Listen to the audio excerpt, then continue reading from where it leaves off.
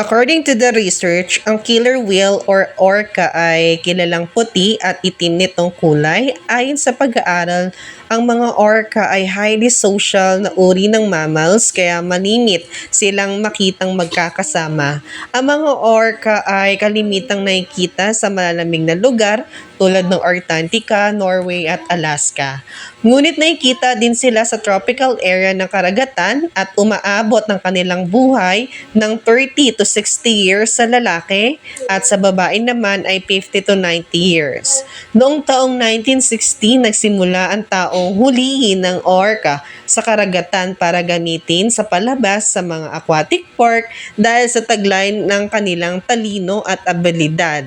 Ay sumikat ang mga orca sa maraming theme park, nilalagay sila sa malalaking aquarium at pools, malayo sa kanilang kauri. Para sa taong gustong kumita ng pera, ayon sa mga experts, ang mga orca ay hindi threat sa mga tao dahil wala pa silang narinig na fatal attack ng mga orca sa wild. Ngunit ilang pangyayari ang naitala kung saan ang mga trainers ay nawalan ng buhay sa kamay ng orca. Samahan niyo po akong balikan ang kwentong masakit na sinapit ng isa sa sikat na trainer sa isang orca. A trainer fights for his life as he's dragged underwater by a killer whale in San Diego.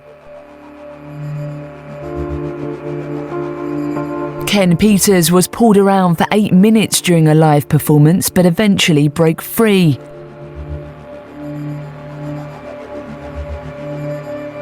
He escaped with some puncture wounds to his feet and a broken ligament.